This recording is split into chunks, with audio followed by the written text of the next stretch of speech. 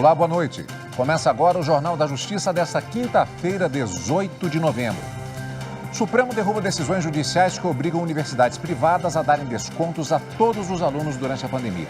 Por maioria, o plenário da Corte acompanhou o entendimento da ministra Rosa Weber de que, sem considerar individualmente a situação de cada estudante, as decisões violam os princípios da livre iniciativa, da isonomia e da autonomia universitária. Esse é um dos destaques da edição de hoje. E você confere também. Ministro Alexandre de Moraes autoriza a abertura de inquérito contra deputado José Medeiros por suposto crime de racismo. Conselho Nacional de Justiça avalia a realidade de unidades prisionais do Ceará.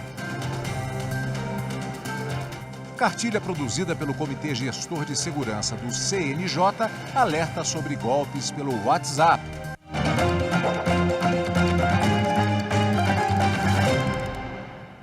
O Supremo Tribunal Federal concluiu o julgamento sobre desconto linear em mensalidade de universidades privadas na pandemia.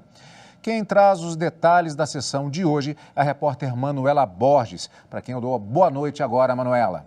Boa noite, Cadu. Dos 10 ministros, 9 entenderam que é inconstitucional o desconto linear em mensalidades nas universidades particulares, sem considerar os casos individuais de cada um dos alunos.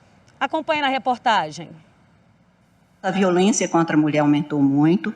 As condições que nós tivemos para contar com a jurisdição em todos os outros campos, incluído nos nossos tribunais, o nosso também, não pôde acontecer nos casos de processos de violência contra a mulher, pela singela circunstância de que elas estavam no mesmo espaço do agressor e muitas vezes os juízes receberam a denúncia dessas mulheres que elas desempenharam as audiências por vídeo com o agressor segurando o telefone pelo qual elas falavam e depunham, o que significa realmente mais agressão e mais violência. Esta semana, portanto, é a primeira que nós vamos ter condições dessa realização. Em alguns estados, chegamos a ter um aumento nos primeiros 4 meses de 38% de casos notificados. O ministro Dias Toffoli conseguiu que se criasse o que hoje já é lei em alguns estados, da campanha do sinal vermelho na mão. Vossa Excelência também tem se empenhado, mas esta semana que vem será muito importante para todos nós da sociedade brasileira, do Poder Judiciário. Agora sim, vamos acompanhar a sessão que dos 10 ministros, 9 votaram pela inconstitucionalidade do desconto das mensalidades nas universidades particulares. Vamos acompanhar. Foram 3 dias de julgamento. A discussão foi retomada nesta quinta com o voto do presidente da Suprema Corte, ministro Luiz Fux, que acompanhou de forma integral o voto da ministra Rosa Weber, assim como outros ministros que formaram a maioria no plenário. Eu entendo que os magistrados brasileiros, na medida em que eventualmente julguem procedente ações contra os estabelecimentos de ensino de forma linear, fundados apenas na eclosão da pandemia, sem considerar as peculiaridades que envolvem os casos sob análise, não só estão vulnerando o princípio da legalidade, mas também o princípio da isonomia e, por que não, também do ato jurídico perfeito. Para a justiça, não há, eu penso, nada pior do que, numa escala relevante, situações diferentes serem tratadas por soluções igualitárias. E, portanto, eu acho que este é um caso em que a dissensão jurisprudencial justifica, sim, uma intervenção do Supremo Tribunal Federal, porque são milhões de matrículas em instituições privadas, tanto de ensino médio quanto de ensino superior. No entendimento da ministra Rosa Weber, procede o questionamento de representantes das universidades particulares contra decisões judiciais que concederam descontos lineares e até a suspensão de mensalidades durante a pandemia. O ministro Edson Fachin, que também acompanhou o voto da relatora, destacou a importância de estabelecer critérios objetivos para que os juízes possam conceder descontos em caso de vulnerabilidade econômica. Firmo a compreensão no sentido de acompanhar a eminente ministra Rosa Weber para subscrever a posição de Sua Excelência quando indica esse conjunto de critérios que, nada obstante, represente uma enumeração, quiçá aparentemente superlativada, mas é essa mesma enumeração referida a circunstâncias bastante objetivas e objetivamente recognoscíveis que dará segurança jurídica após o pronunciamento desse Supremo Tribunal Federal. As duas ações pediam a suspensão de todas as decisões judiciais que determinaram descontos lineares nas mensalidades das universidades particulares durante a pandemia. Alguns juízes concederam reduções de até metade do valor mensal, sem levar em conta a planilha de gastos das instituições e nem os investimentos em tecnologia para implantar o ensino à distância. O único que votou no sentido contrário à relatora para manter as decisões judiciais que deram os descontos foi o ministro Nunes Marques.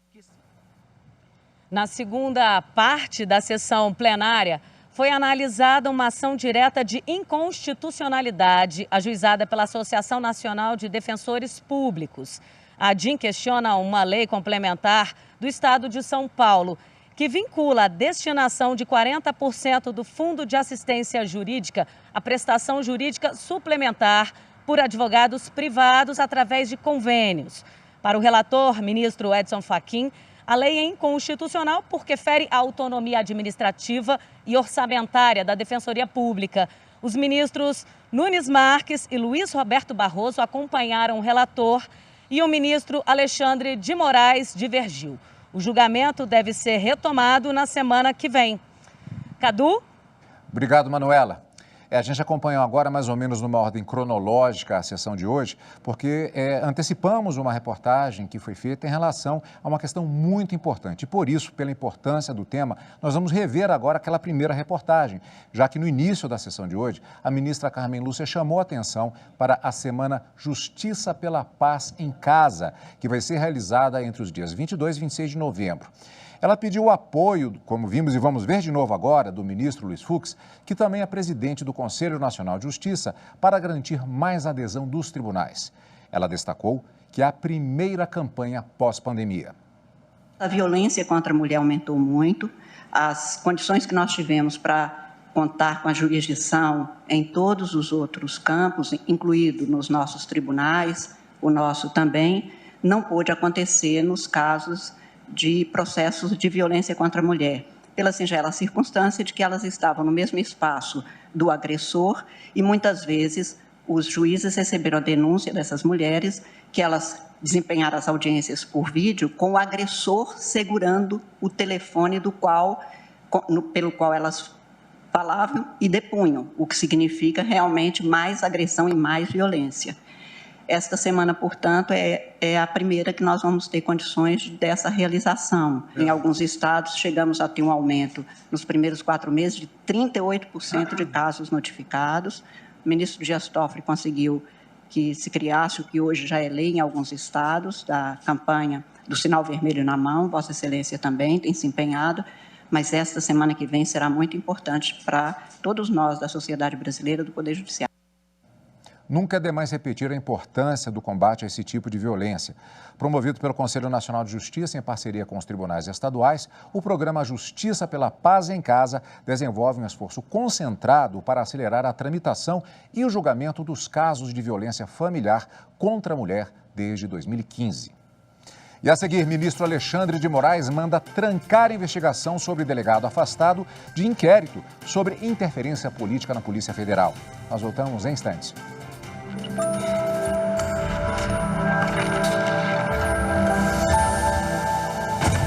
O centro da Constituição Federal é o direito à vida como inviolável e tudo aquilo que torna digna a existência.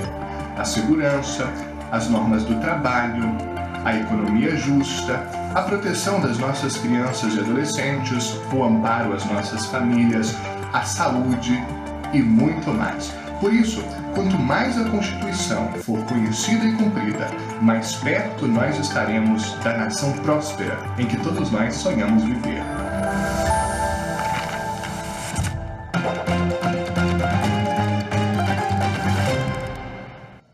O ministro Alexandre de Moraes, do Supremo, autorizou a abertura de inquérito contra o deputado José Medeiros, do partido Podemos de Mato Grosso, por suposto crime de racismo.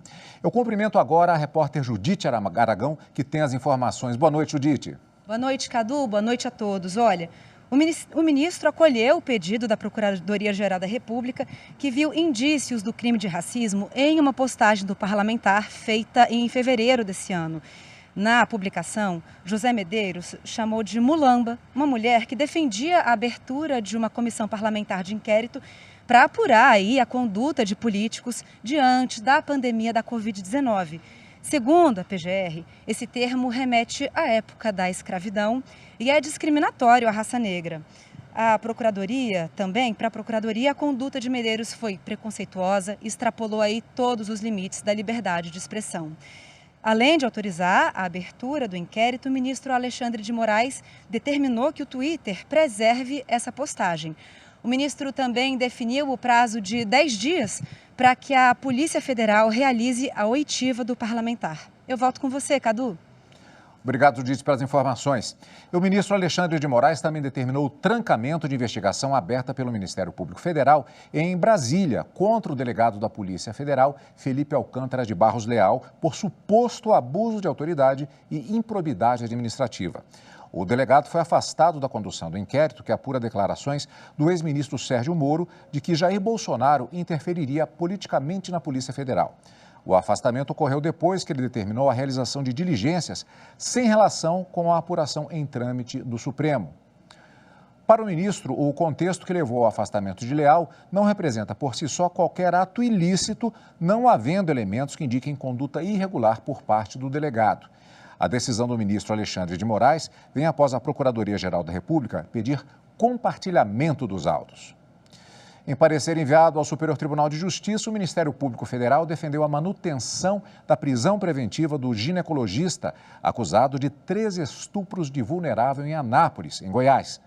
O médico também é acusado de abusar de mais de 50 pacientes durante as consultas médicas em diversos estados do Brasil. No documento, o Ministério Público Federal destaca o perigo do médico continuar a praticar o crime de estupro se for liberado da prisão. Além disso, do medo que as vítimas do ginecologista podem ter caso ele não fique detido e, com isso, se recusarem a testemunhar ou a denunciar novos crimes praticados pelo médico.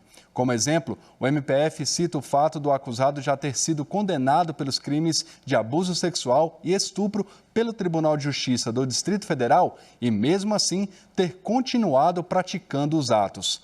A defesa do ginecologista entrou com o pedido de liberdade com o argumento do alto risco de contaminação pela Covid-19 no complexo penitenciário. Apesar de reconhecer o direito, o Ministério Público destaca que a liberação de presos por conta do risco de contaminação pelo coronavírus não é um passe livre para a liberação de todos.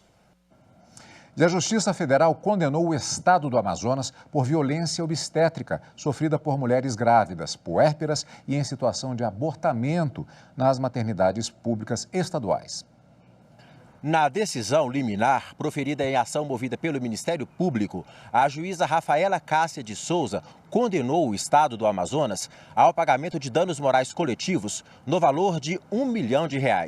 Segundo a decisão, o estado, mesmo com acordo homologado em audiência de conciliação, não apresentou editais e contratações relativas à ginecologia e à obstetrícia, nem medidas para a apuração e prevenção de violência obstétrica. Foram juntados ao processo relatos de mães vítimas de episódios de violência durante o parto.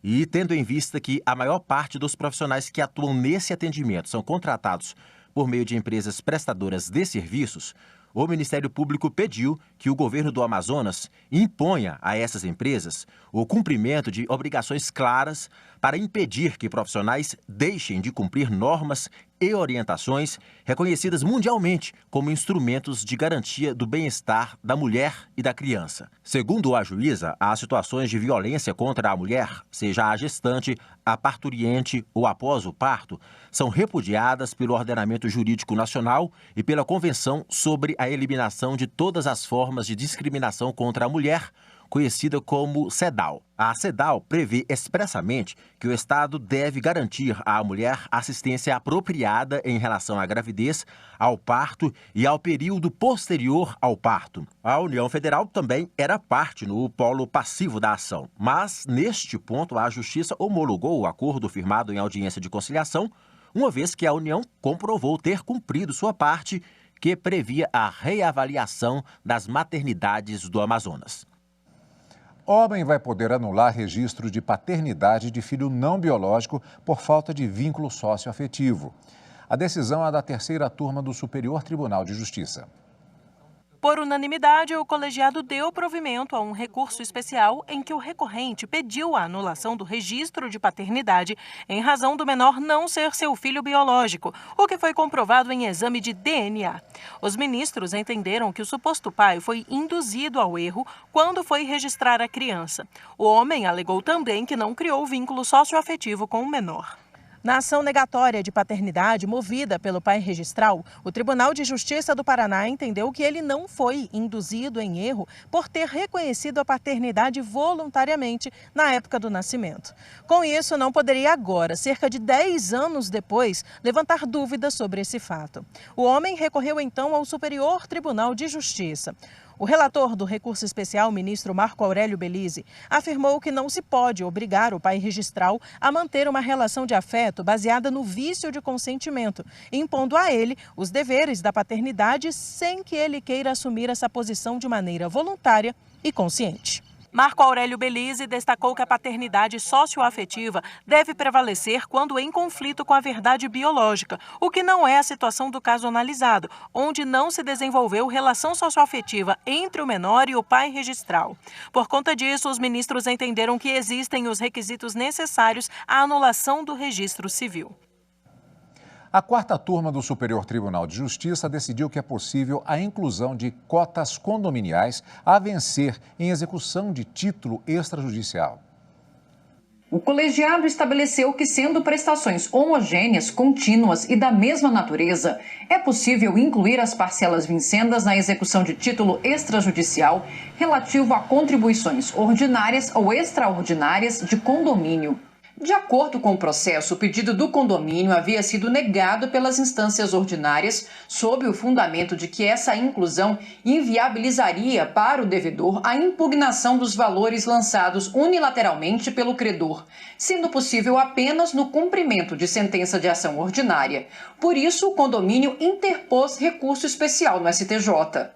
O relator ministro Luiz Felipe Salomão explicou que, em regra, o pedido da ação deve ser certo e determinado, isto é, deve ser expresso e especificar a qualidade ou quantidade do que se almeja.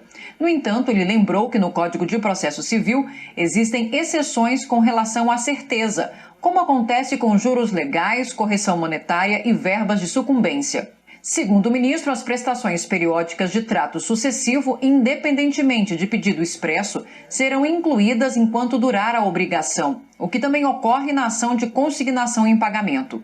Ele ressaltou ainda que o STJ já sedimentou o entendimento que, em relação à execução decorrente de ação de cobrança de taxas condominiais, ser possível a inclusão de parcelas vincendas.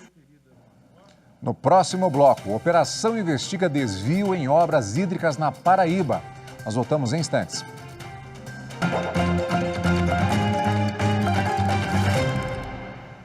A pedido do Grupo de Atuação Especial de Combate ao Crime Organizado do Ministério Público Federal, a Justiça autorizou o cumprimento de 34 mandados de busca e apreensão em 5 cidades na Paraíba e uma no Ceará. O alvo da ação é uma quadrilha acusada de desviar recursos públicos destinados à construção de açudes em áreas castigadas pelos longos períodos de estiagem. Os mandados de busca e apreensão foram cumpridos na manhã de hoje por 130 agentes da Polícia Federal, além de servidores da Controladoria Geral da União. Foram 34 ações entre as cidades de Campina Grande, João Pessoa, Patos, Paulista e Pombal, na Paraíba, e também em Juazeiro do Norte, no Ceará. Entre os alvos estavam empresas e servidores públicos acusados de fraudar licitações para desviar o dinheiro público destinado à construção de açudes em regiões afetadas pela seca. De acordo com as investigações do Grupo de Atuação Especial de Combate ao Crime Organizado do Ministério Público Federal, o GAECO, pelo menos 13 milhões de reais foram desviados pela quadrilha. Essa é a sexta fase da Operação Bleeder, termo em inglês que significa sangramento. O Conselho Nacional de Justiça está em missão para avaliar o sistema prisional no Ceará. O trabalho, que começou na última terça-feira, segue até amanhã. As equipes, coordenadas pela Corregedoria Nacional de Justiça e pelo Departamento de Monitoramento e Fiscalização do Sistema Carcerário e do Sistema de Medidas Socioeducativas do CNJ, inspecionam 24 estabelecimentos de privação de liberdade em todo o estado do Ceará. O objetivo é entender a realidade desses locais para definir ações em resposta a relatos e denúncias sobre a qualidade do sistema carcerário no estado. Para o Conselho Nacional de Justiça, ouvir quem vive a rotina dessas unidades, como apenados e agentes penitenciários, é fundamental para conduzir processos com mais agilidade e garantir que a pena seja cumprida de forma digna. Entre os locais visitados estão as varas criminais e penais, com atenção especial para os sistemas administrados pelo CNJ.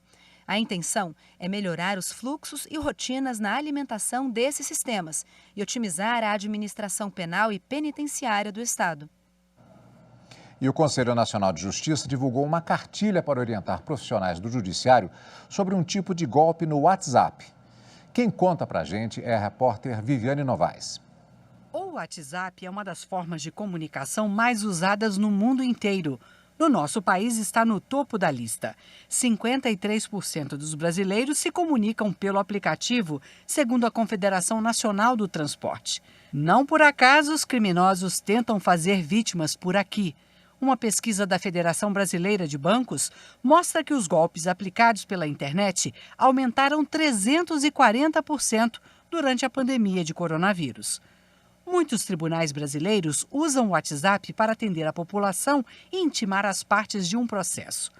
Por isso, o Conselho Nacional de Justiça criou esta cartilha para fazer o seguinte alerta: estelionatários podem usar imagens de magistrados e trabalhadores do judiciário para fazer vítimas. O golpe não é aquela famosa clonagem do WhatsApp, porque a vítima não deixa de ter acesso ao aplicativo. O criminoso usa um número de celular diferente e a foto de um juiz, por exemplo, para se passar por ele. No meio da conversa, pede que a vítima atualize o número de contato. E aí vem o golpe. O estelionatário diz que está sem acesso ao aplicativo do banco e precisa pagar uma dívida. A vítima acaba transferindo dinheiro para uma conta bancária indicada pelo criminoso. O CNJ orienta os profissionais do judiciário a tomarem algumas providências em caso de golpe. Entre elas, pegar informações com a vítima, como o comprovante de depósito e o número de celular de quem enviou e de quem recebeu as mensagens. Registrar boletim de ocorrência e orientar a vítima a não apagar as mensagens dos aparelhos, porque podem ser periciadas pela polícia. Para evitar que a foto do usuário do WhatsApp seja usada pelo criminoso, a dica é clicar em Configurações, depois Conta, Privacidade e Foto de perfil. Então é só marcar Meus contatos. Mas a dica mais importante é: desconfie da pessoa que está pedindo dinheiro. Essa não é a melhor forma de pedir um favor desse, não é mesmo? Pois é. E o Jornal da Justiça fica por aqui. Uma boa noite para você e até amanhã.